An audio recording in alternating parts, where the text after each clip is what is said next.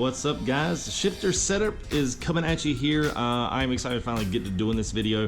The weather has changed quite drastically from what it was. It was a little bit sunny, so I had to turn all my lights on here, so don't mind some of the glares for certain things at this angle. It's just it's what I got to work with right now, so you guys can actually see what we are doing today. So anyway, we're looking at my ATS shifter now. In my later setup video, I'm going to show you how I do change these things quite around quite easily, especially with the rig. So I'm not going to dive too much into exactly what all this other stuff is. I will point you here in a few.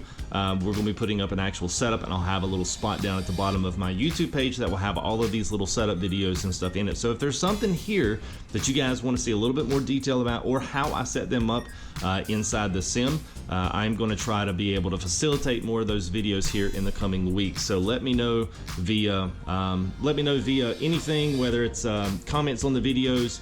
You can hit me up here in the Discord, do some other things, let me know what's up, and I will do my best to try to get some of those videos in and get them done inside of that playlist. That way you guys can kind of use those for reference and also research in your own rigs, your own setups for different sims. It's not necessarily just going to flow for ATS. I'm going to do these for Flight Simulator, as well as we're gonna do like a rally setup on the next one. So a few different things here that you guys will be able to see. So anyway, let's dive into this one. We're looking at the ATS shifter setup here for me.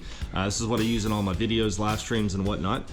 So we've got a three-piece setup here, one, and then two here, then three. Now this is attached to my rig. If you do have a rig, I would say that every single one of these is going to have a similar setup. The thing that you want is a setup on a rig that's going to give you the lowest point of attachment. Some rigs have lower floor attachments for if you're doing like a floor shift like a standard car. This one allows me to place this anywhere. I can put this shifter here, I can put it back here like on a handbrake mount, I can put it up here beside my box, and I've got something for rally that would be up there closer to the wheel with the handbrake. So this one allows me about 4 or 5 inches to travel here on the floor from where my leg and where I'm seated. So this is actually pretty good for the old school Kenny's and the Peterbilts. This is kind of an old school feel where you got the elevated stick. A lot of the new trucks don't have this in it. A lot of them are already automatics, just because people don't know how to drive sticks anymore, which is unfortunate. But anyway, they figured out how to make all the gas mileage and everything else on the automatics a lot better. So yeah, that's what they do. And you can't rev them up and do what you used to. But anyway, okay, enough about that. So I've got three pieces here. Fanatec shifter is what everything is based off of. It's the block. This thing is massive. As you can see, it's about it's probably a 4.5 to 5 inch height, probably by the same in width. This thing is huge. It's a 7 gate, so it's got 7 gears plus a push down and up reverse. And it also has a switch on the side here that allows me to go straight into a bump shift, like for rally style.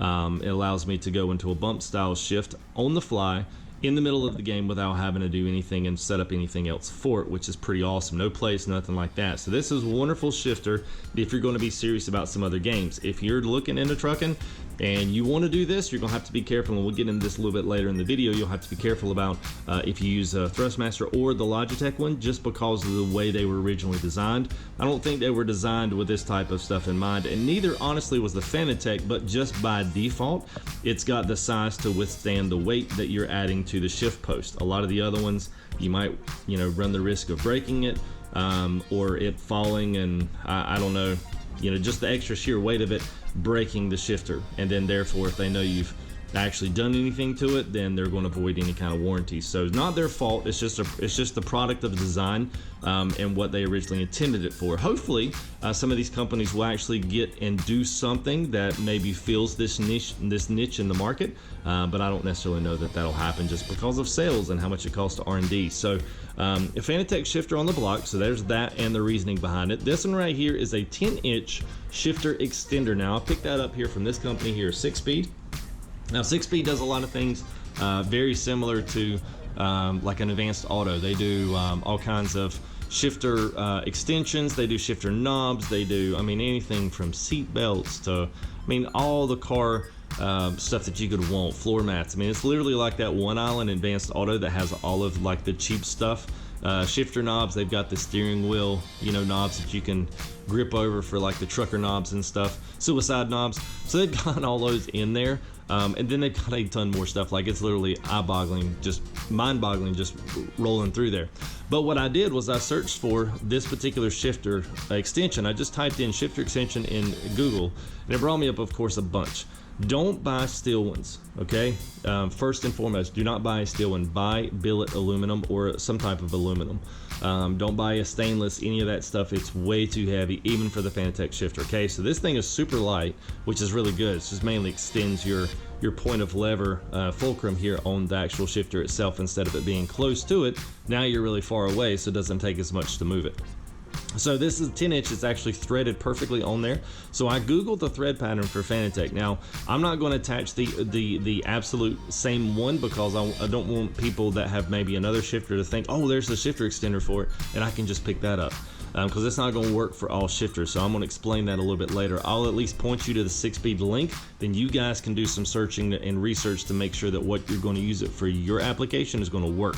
But I'm going to tell you exactly how mine is set up, and that way you can kind of use that knowledge to bounce off and create your own. So up here on the top here, I've got my semi-shift knob. Now that's the Amazon store. It's also A+B software. Now this is a very generic, simple ETS/ATS shifter.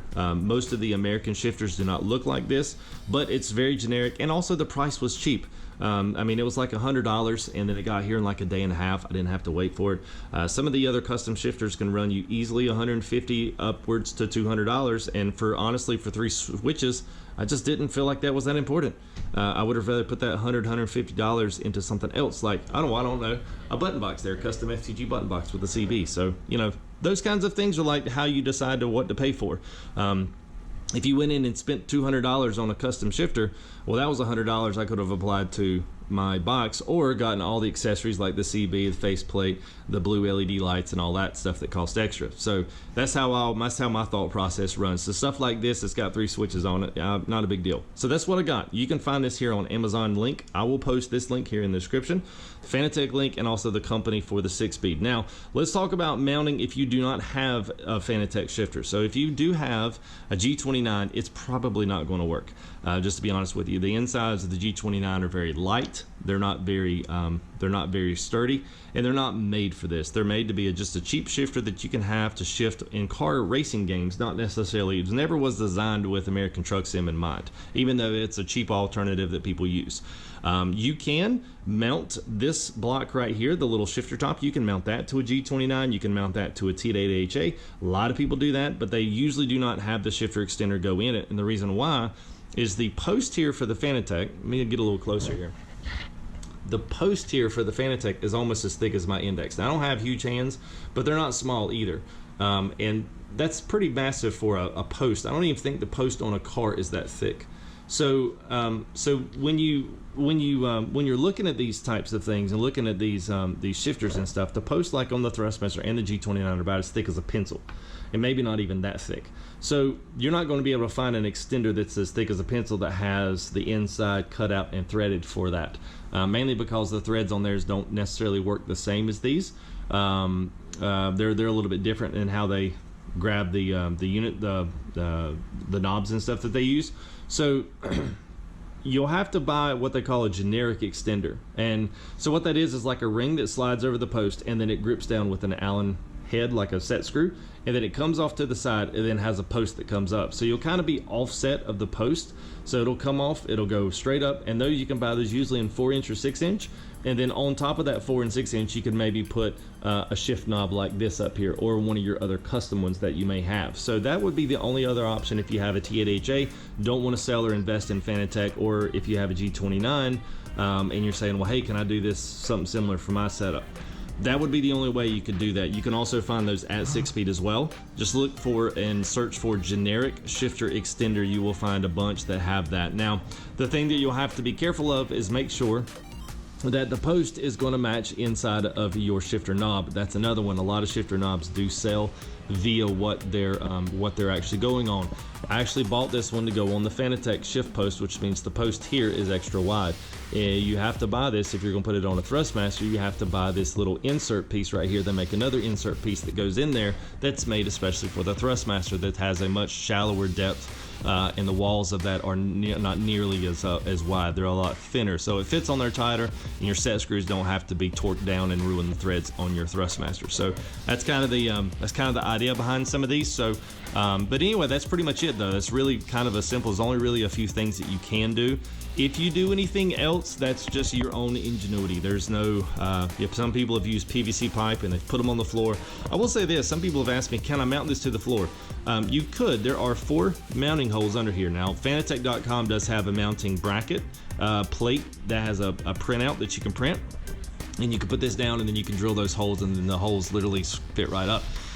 Here's my one idea for you guys that want to put this on the floor. If you do have a Fanatec, you can build a box that says maybe 3 or 4 inches tall. It's got a top piece and a bottom piece and 2 side pieces, and leave the insides of those boxes, leave them empty. What you could do is take some plate weights, like what you put on the end of a like a lift bar or some type of weight. If you've got like an old school weights where you slide them on the ends, get you like a 5 or 10 pound weight and slide that. Make your box big enough that it will slide under it, and then you could mount the Fanatec box on top of that. So you need something pretty heavily weighted that you'd be able to do that. But anyway, that's a good option and a solid option if you wanted to try to put this on the floor. That would be about the only way I could see doing it, unless you have a custom rig that, like this one, that will allow you to pretty much within 4 to 5 inches allow you to get close to the floor. Obviously I'm not, because I've got a custom box that I built and upholstered down here on the bottom.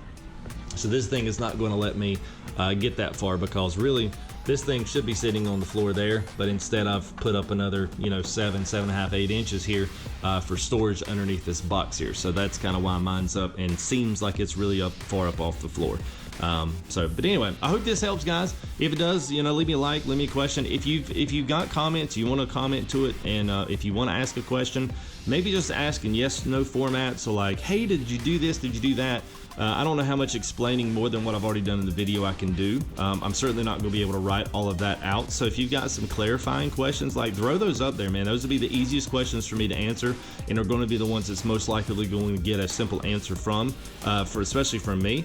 I try to go through and answer comments, but a lot of times I miss comments that get commented to other comments. So if it is, just make sure that you don't ask the comment in a reply unless it's a direct reply to me, and then I'll try my best to kind of get through some of these questions and answer some of you guys' questions. But honestly, Google and just researching, and don't just go by the first thing that you see. Look for multiples of it, because I guarantee you at some point you're going to find something better that's going to make the setup better for what you want. So that's my advice on the shifter setup. Try saying that 3 times.